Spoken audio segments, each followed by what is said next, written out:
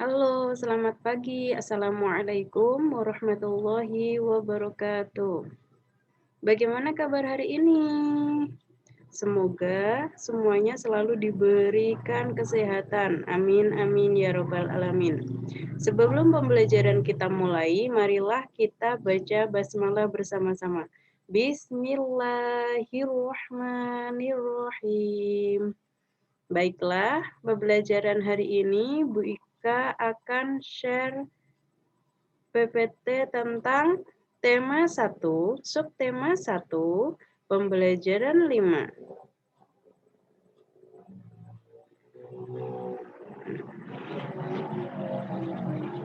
Ini sebentar.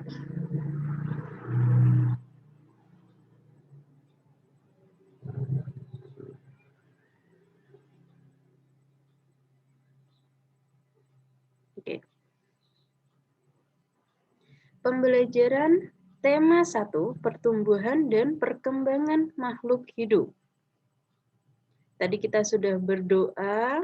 Jangan lupa absen di Google Form hari ini sudah Bu Ika share di grup WA.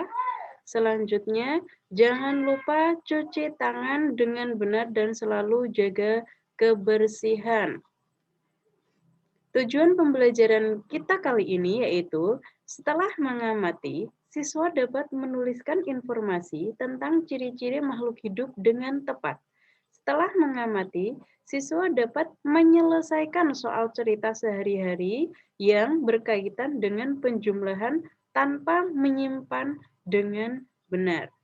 Selanjutnya, siapa yang masih ingat dengan nama-nama teman-teman kita di buku tema? Ini Meli, dan ini Udin, Beni, Dayu, Lani, Siti, dan Edu. Selanjutnya perhatikan gambar berikut. Lihat, yang nomor 1 itu ada Beni, Edo, dan Udin sedang bermain pasir. Dilihat. Selanjutnya, yang Beni itu mencuci tangan terlebih dahulu, tapi Edo tidak mencuci tangan terlebih dahulu.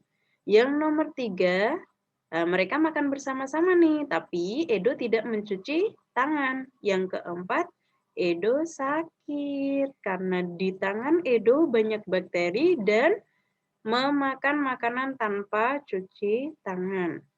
Selanjutnya, membuat cerita berdasarkan gambar yang tadi. Ya, ini sedikit contoh. Udin, Beni, dan Edo sedang bermain bersama. Mereka bermain pasir. Setelah bermain, mereka makan. Sebelum makan, Beni mencuci tangannya terlebih dahulu. Sedangkan Edo tidak mencuci tangannya dan langsung mengambil makanan dan memakannya. Sesaat setelah mereka makan bersama dengan lahapnya, Edo mulai merasa sakit pada perutnya. Udin dan Beni lalu membawa Edo pulang dan orang tuanya membawa Edo ke rumah sakit. Edo sakit perut karena tidak menjaga kebersihan tangannya sebelum makan. Nah, kita harus mematuhi aturan sebelum makan. Nah, ini yang pertama.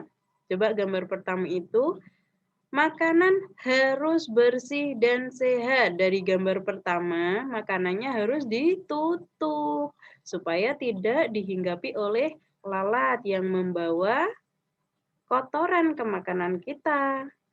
Selanjutnya, mencuci tangan sebelum makan. Lihat Siti itu. Siti mencuci tangan dahulu sebelum makan. Selanjutnya, berdoa sebelum makan. Siti berdoa mensyukuri apa yang telah dikasihi Allah kepada kita. Kita harus berdoa dulu sebelum makan. Selanjutnya, aturan sebelum makan. Salah satu ciri makhluk hidup adalah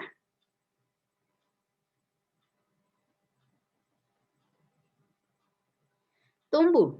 Untuk bertumbuh, makhluk hidup perlu makanan dan air. Makanan yang baik untuk pertumbuhan adalah makanan yang bersih dan sehat. Kebersihan makanan juga akan mempengaruhi pertumbuhan. Jika makanan yang kita makan tidak bersih, kesehatan dan pertumbuhan kita akan terpengaruh. Salah satu cara menjaga makanan agar tetap bersih adalah dengan menutup makanan. Yang tadi itu menutup makanan, hal ini perlu dilakukan agar makanan tidak dihinggapi lalat atau hewan lainnya. Makanan dapat menjadi tempat lalat bertelur yang menyebabkan makanan menjadi kotor. Selain menjaga kebersihan, kita juga harus berdoa sebelum makan. Berdoa untuk berterima kasih atas karunia yang diberikannya. Makan sesuai kebutuhan, menjaga kebersihan makanan, serta berdoa sebelum dan sesudah makan merupakan contoh sikap bersyukur. Sikap bersyukur merupakan pengamalan sila pertama Pancasila, yaitu ketuhanan yang Maha Esa. Jika kita sudah makan sesuai kebutuhan, menjaga kebersihan, serta berdoa sebelum dan sesudah makan, berarti kita sudah melaksanakan sila pertama Pancasila. Sila pertama Pancasila yaitu ketuhanan yang Maha Esa. Dan berdoa juga menunjukkan sikap berterima kasih kepada Tuhan. Selalu berdoa sebelum dan sesudah melakukan kegiatan juga merupakan contoh pengamalan sila pertama Pancasila. Lambang sila pertama Pancasila yaitu bintang. Jangan lupa ya. Selanjutnya, coba perhatikan gambar di samping. Itu ada orang yang sedang memerah susu sapi. Susu sapi adalah salah satu contoh makanan yang sangat baik untuk kesehatan. Beberapa perusahaan memproduksi susu sapi dalam bentuk kemasan kotak siap saji agar mudah dikonsumsi. Lah, itu susu kotak yang biasa kita minum. Itu dari beberapa perusahaan yang memproduksi susu dari susu sapi yang sudah diperah. Berikut ini adalah jumlah susu kemasan kotak yang dapat dihasilkan oleh beberapa perusahaan. Coba dilihat nomor 1, nama perusahaan dan jumlah susu kemasan yang dihasilkan per bulan. Nomor 1, perusahaan A, jumlah susu kemasan yang dihasilkan per bulan itu ada 1.200 kotak. Yang perusahaan B, 3.000 kotak. Perusahaan C, 4.800 kotak. Perusahaan D, 3.250 kotak. Dan perusahaan E, 2.200 kotak. Selanjutnya, berdasarkan daftar tersebut, selesaikan beberapa persoalan berikut ini. Manakah perusahaan yang menghasilkan susu kemasan kotak paling banyak setiap bulan? Yo, seperti kemarin, dilihat dulu dari angka ribuannya. Angka ribuan perusahaan A itu 1, perusahaan B 3, 4, 3, 2. Kita lihat, 1 dan 3, 4, 3 lagi, dan yang perusahaan E itu 2, yang menghasilkan susu kemasan kotak yang paling banyak itu mana? Paling banyak itu 1 atau 2 atau 3 atau 4.